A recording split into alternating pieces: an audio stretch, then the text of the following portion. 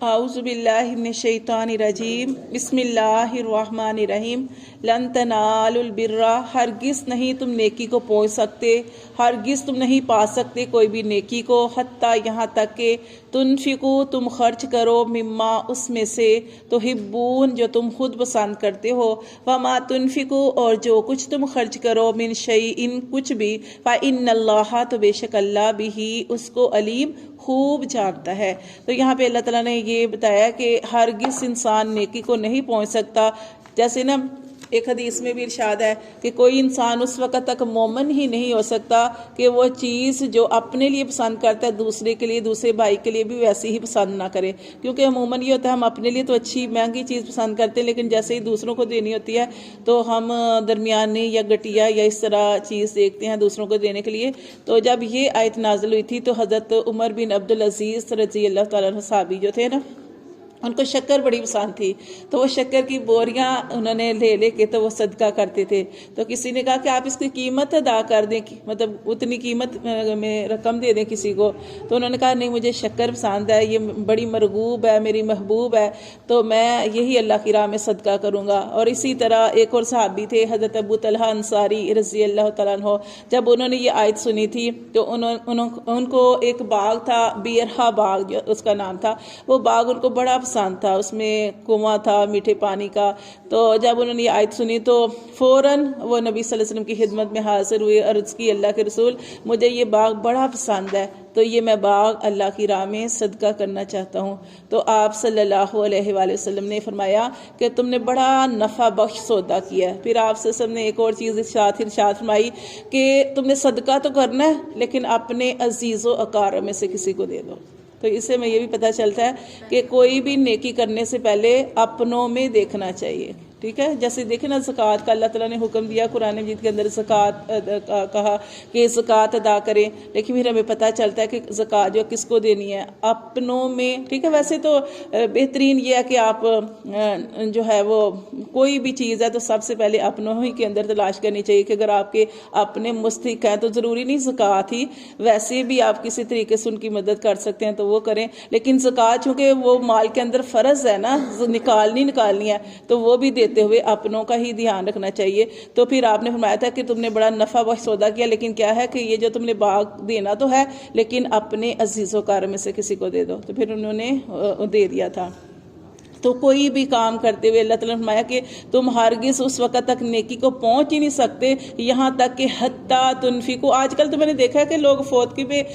جو اپنے والدین، کوئی بھی پیارا فوت ہو گیا تو اس کے نام کے جو کپڑے بھی دیتے ہیں نا، مہنگا سوٹ لے لیتے ہیں تو کہتے ہیں ہم ہی پہنیں گے، اس کا ہمیں ہی ثواب ملے گا۔ یعنی پہلے یہ چیز ہوتی، اور اب میں یہاں پہ یہ بھی کہنا چاہتی ہوں کہ لوگ مہندی پہ پہلے سوٹ دیتے تھے نا، اب وہ مہنگا سوٹ بنا لیتے، کہتے ہیں ہاں کوئی بات نہیں ہم ہی پہنیں گے۔ مطلب کہ یہ جو دینے کا جو جذبہ ہے نا یہ بہت زیادہ کم ہو گیا ہے۔ اب مہندی کا سوٹ بھی لوگ نہیں دیتے،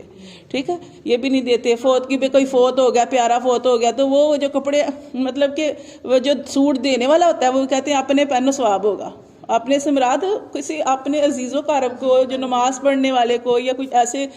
کو دو، یا جو مستحق ہے اس کو دو۔ اگر آپ کے پاس اتنے، آپ خود ہی یہ ساری چیزیں پہن لیں، لیکن یہ جو پھر اس طرح دینے کا جو جذبہ ہوتا ہے نا وہ کم ہوتا جاتا ہے۔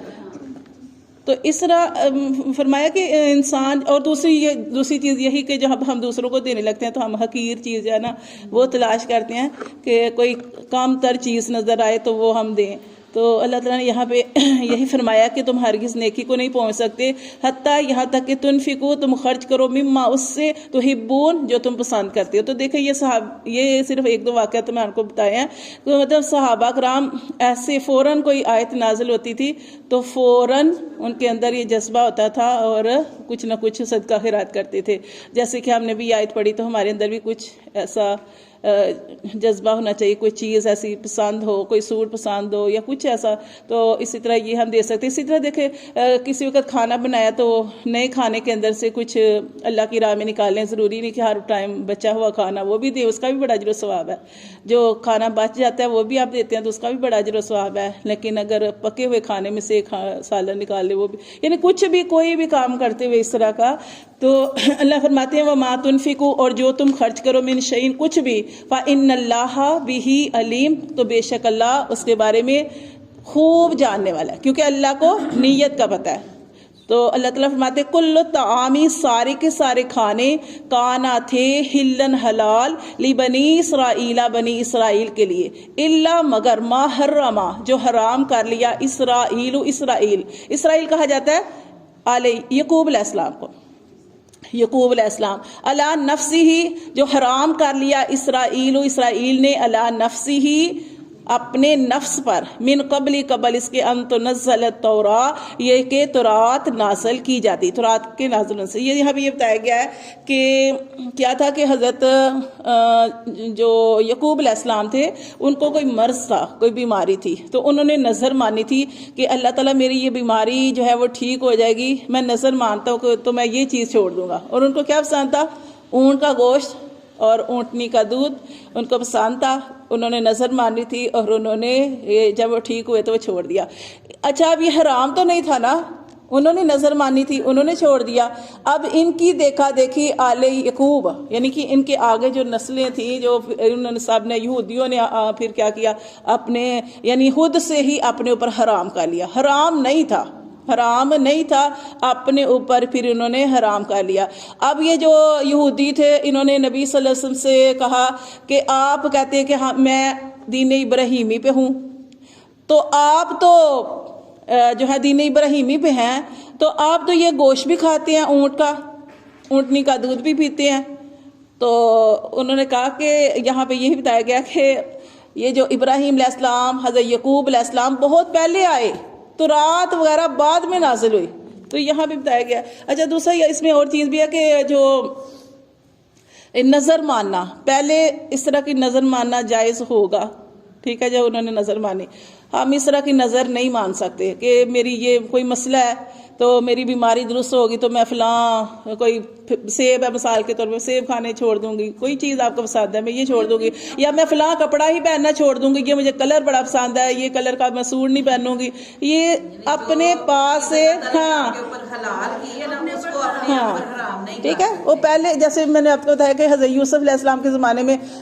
ایسا سجدہ کرنا جائز تھا جو قرآن مجید میں اس کا ذکر ہے، امت محمدیہ پر یہ چیز حرام کر دی گئی کہ اب آپ نے کسی کو سجدہ نہیں کرنا، والدین کو بھی سجدہ نہیں کرنا، والدین کی کتنی تعظیم کا اللہ تعالیٰ نے حکم دیا ہے، سجدہ کسی کو، نبی صلی اللہ علیہ وسلم کتنے ہمارے لیے کہ ان کے لیے اللہ تعالیٰ نے یہ ساری کائنات کو بنایا، لیکن ان کو بھی ہم سجدہ نہیں کر سکتے نا۔ تو یہاں پہ یہ ہے کہ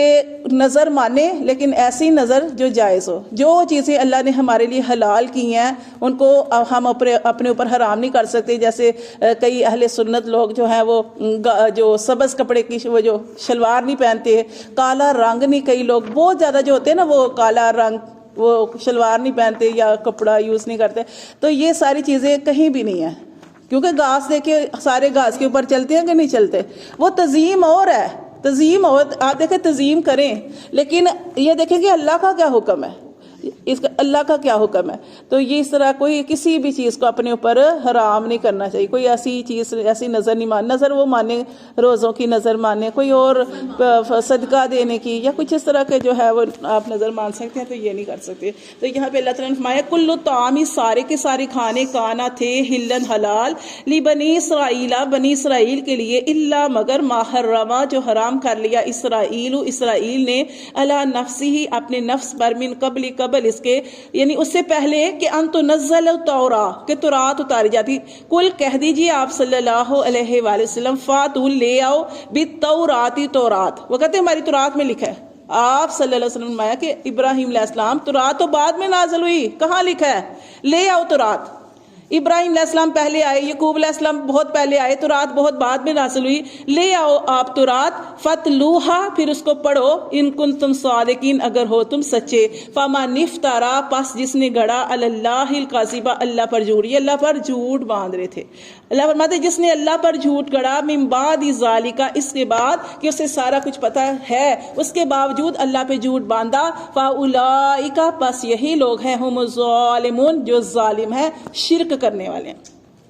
کل آپ صلی اللہ علیہ وآلہ وسلم فرما دیجئے صدق اللہ، اللہ نے تو ہر بات جو بھی بات بتائی ہے سچ بات بتائی ہے، فاتبعوا تو پیروی کرو، ملت ابراہیمہ ملت ابراہیمی کی، دین ابراہیمی کی، حنیفہ وہ ابراہیم علیہ السلام جو یک طرفہ اللہ کو پکارنے والے تھے، وہ شرک کرنے والے نہیں تھے، وما کان من المشرکین، اور وہ شرک کرنے والوں میں سے نہ تھے۔ ابراہیم علیہ السلام اللہ کو پکارنے والے تھے۔ کتنی بڑی دیکھے بات ہے کہ ان کے والد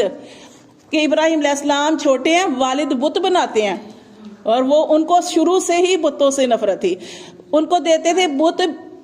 بازار میں بیچنے کے لیے تو وہ رستے میں توڑ دیتے تھے، اتنی نفرت کرتے تھے بتوں سے، اور اللہ تعالیٰ نے پھر ان کو کیسے محفوظ رکھا کہ اللہ تعالیٰ نے ان کو کتنا بڑا عہدہ دیا، اللہ تعالیٰ نے ان کو خلیل اللہ بنایا، اللہ تعالیٰ نے دیکھے ان کو کتنا مرتبہ دیا، اللہ تعالیٰ نے ایسی اولاد عطا فرمائی آگے کہ ابراہیم علیہ السلام کو اسماعیل علیہ السلام فرمائے، پھر ان کی نسل سے اللہ تعالیٰ نے نبی صلی اللہ علیہ وسلم عطا فرمائے۔ اگر انہوں نے قربانیاں کی، حالانکہ دیکھے قربانی دیکھے والدین کا رشتہ کتنا پیارا ہوتا ہے، ابراہیم علیہ السلام نے اپنے والد کو بڑا سمجھایا، اتنا سمجھایا جیسے ہم نے عہد کے بارے میں پڑھا کہ ایک عہد تھا جو انہوں نے اپنے والد سے کیا تھا کہ میں آپ کے لیے بخشش کی دعا کرتا رہوں گا، لیکن جب ان کے اوپر یہ چیز واضح ہو گئی کہ میرا باپ کافر ہی رہے گا، وہ کفر نہیں چھوڑ سکتا، پھر انہوں نے دعا جو تھی کرنی بند کر دی۔ پھر جب وہ اپنے باپ سے علیحدہ ہونے لگے نا کہ انہوں نے کہا کہ میں اب آپ کے ساتھ نہیں رہوں گا، یا باپ نے بھی کہا کہ آپ یہاں سے چلے جاؤ، تو جب علیحدہ ہونے لگے تو اللہ تعالیٰ نے اتنی پیاری خوشخبری ابراہیم علیہ السلام کو سنائی کہ اللہ تعالیٰ نے فرمایا ابراہیم علیہ السلام تم نے پریشان نہیں ہونا، اگر تمہارے اوپر یہ دکھ آیا نا، دکھ یعنی والدین جو ہیں جدا ہو رہے ہیں، تو اللہ تعالیٰ تمہیں کیا عطا فرمائے گا، پوتا بھی عطا فرمائے گا، اس کا نام بھی بتا دیا۔ تو اللہ تعالیٰ نے یعنی تکلیفیں آتی ہیں، پریشانیاں آتی ہیں، لیکن دیکھیں اتنا بڑا تھا کہ اپنے والدین کو چھوڑ کے جانا، سارا کچھ کرنا، لیکن اللہ تعالیٰ نے ان کو پھر آگے خوشخبریاں بھی سنائی، تو وہ دین کے لیے ثابت قدم رہے، اور یہ نبی صلی اللہ علیہ وسلم انہی کی